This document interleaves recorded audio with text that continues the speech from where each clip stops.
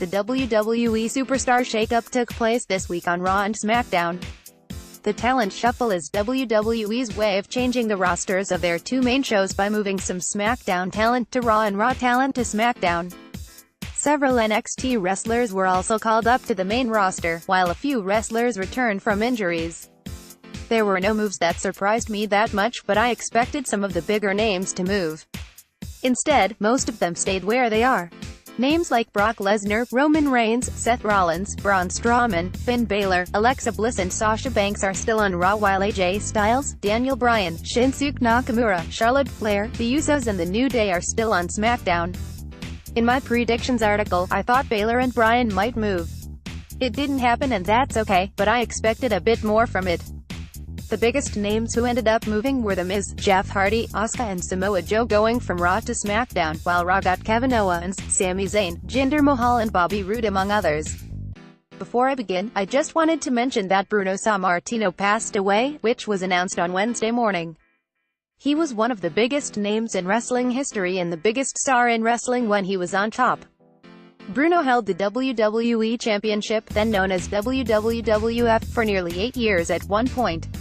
He was the man before a lot of us were watching. In my case, he retired in 1980 as a full-timer in the same year I was born. If you have older relatives who watched wrestling, he was probably one of their favorite wrestlers ever. I know that was the case for my dad and uncles. Bruno was inducted in WWE's Hall of Fame in 2013 in New York City at Madison Square Garden, which he sold out as a main event talent more than any wrestler ever. He was 82. Rest in peace, Bruno. There will be plenty of tributes for Bruno on WWE television next week, that's for sure. What I'm going to do is list the names of those that were moved, what their roles might be on their new shows, who might be a sleeper pick in terms of a wrestler who could break out as a star, and just some other thoughts. I don't really believe in listing winners or losers in this type of thing, but I'll offer some final takes on what show I think did better. The new additions for Monday Night Raw. The one thing that stood out with the names moving to Raw is that they added a lot of heels. That led to some big heels moving away from Raw too. Kevin Owens, was fired by SmackDown a few weeks ago, along with Sami Zayn, and signed by Raw as a free agent, but we'll count him in the shakeup as a big name. He is one of the top heels in the company, just like The Miz, and for the second year in a row, they swapped places. Owens wrestled guys like Reigns and Rollins a lot a few years ago, so I hope they can find a way to keep him fresh. He should be featured a lot on Raw in terms of getting as much promo time as anybody on the show, and wrestling in main event matches a lot. Sami Zayn, as the best friend of Owens, his heel turn in the last 6 months was huge for his career because he went from barely being used to becoming a main event level bad guy. I think Zayn is one of the best in-ring performers in WWE. I'm not sure if he'll be a heel long-term because he comes across as a natural babyface, but he's effective in any role.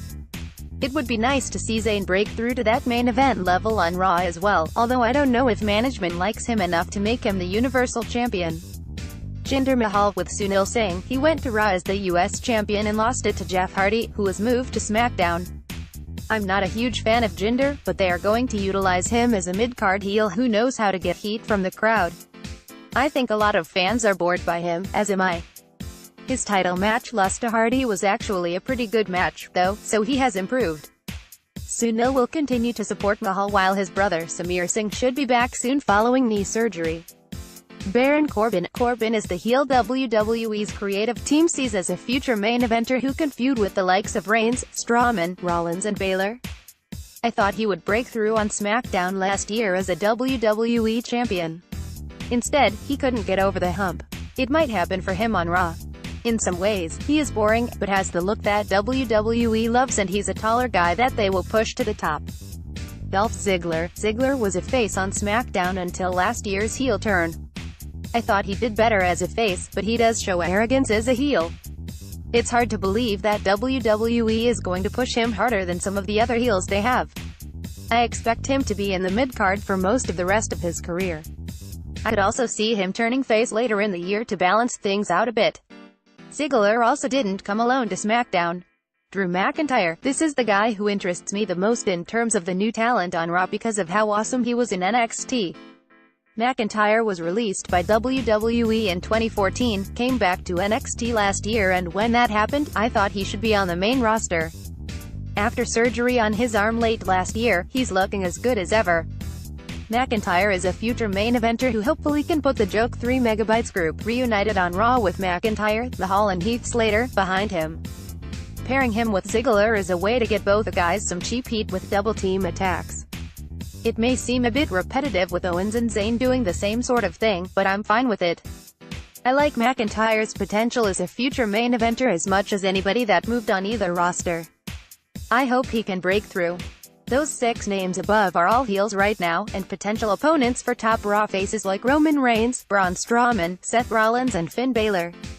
Bobby Roode, the former US champion, was given a big intro on Raw as a surprise tag team partner in the main event. I thought it might be AJ Styles or Randy Orton and was a bit underwhelmed by Roode being in that spot. I've always liked Roode more as a heel going back to his TNA Impact days, as well as his enjoyable run in NXT. Now he's a face, but if they turn him heel later in the year or next year, that would probably be the best thing for him. Chad Gable. Gable's another guy who was a heel on the SmackDown brand, but I don't know if he's going to be a heel on Raw because I can see him being used as an underdog babyface. Gable is an incredible in-ring performer who is shorter, so it's easier to book him as a good guy. I would call him the sleeper of the shake-up because some people may not think of him as a big deal. But if he gets a chance, he'll do great things. There's also an obvious storyline with Jason Jordan, who may become a heel when he returns from his neck injury. If that's the case, then I can see these two feuding. Natalya, the former SmackDown Women's Champion, is the biggest woman's name that moved from SmackDown.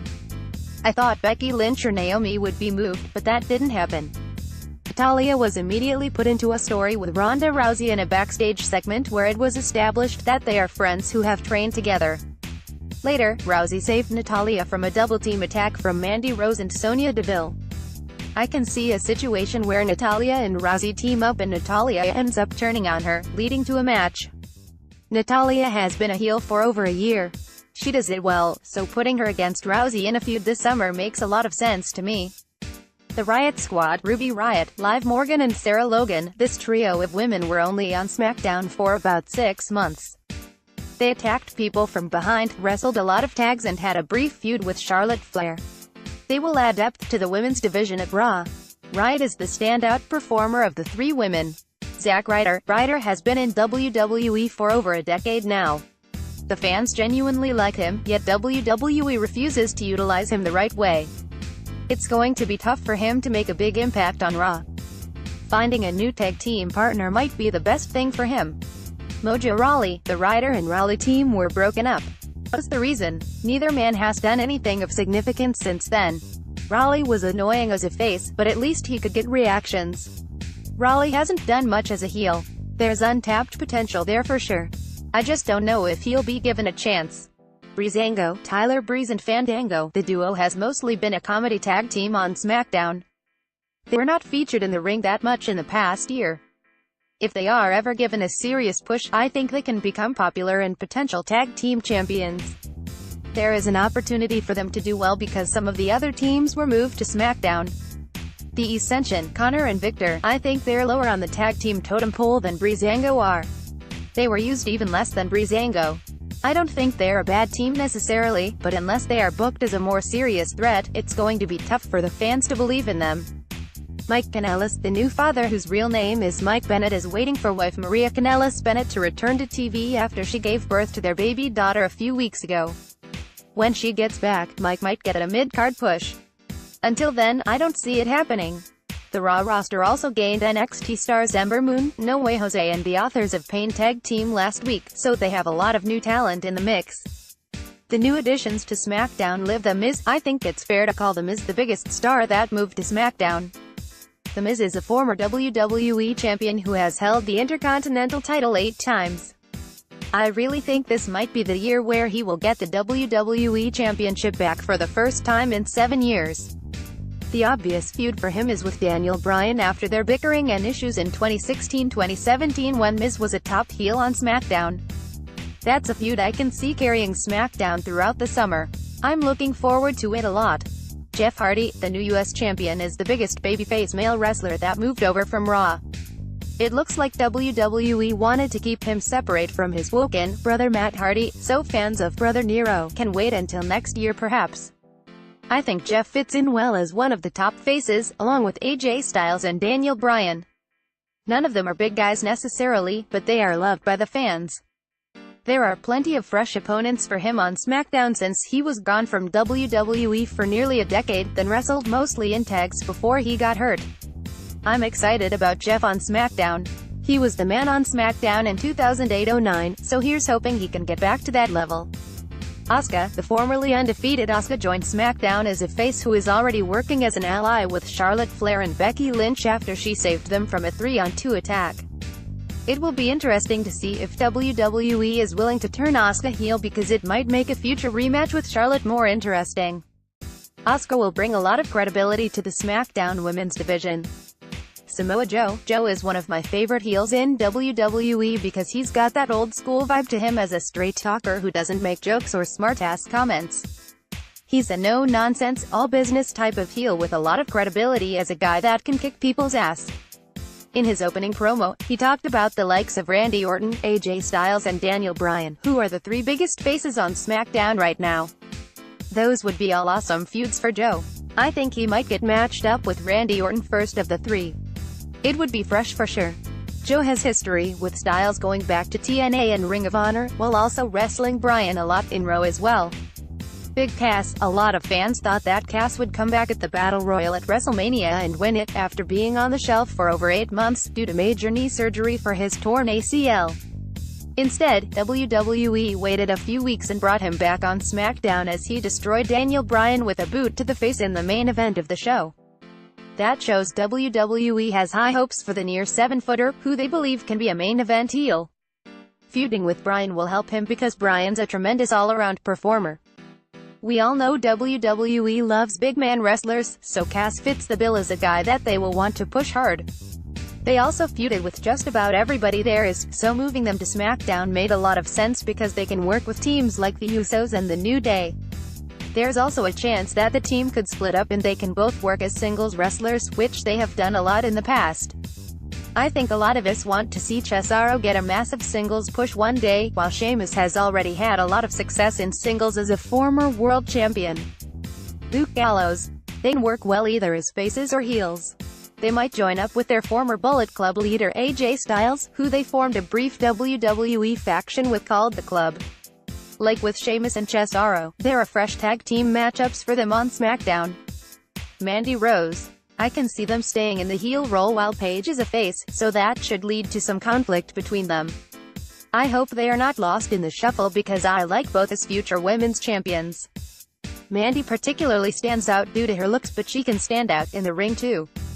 R-Truth. He is a veteran in his early 40s who can provide depth to the roster. His role will likely be to put over the younger guys like he has done on Raw for years when he was able to stay healthy. Andrade Cien. Almas with Zelina Vega. The former NXT champion has been outstanding in NXT for the last year. His match with Johnny Gargano at NXT TakeOver Philadelphia back in January was a 5-star match in my humble opinion. Vega adds a lot to Almas' act because she's a good talker who knows how to get heat by attacking whoever Almas is in the ring with. Almas is also a good Latin villain, which is a role that WWE likes, similar to Alberto Del Rio earlier in the decade. I think Almas will have a very good run on the main roster.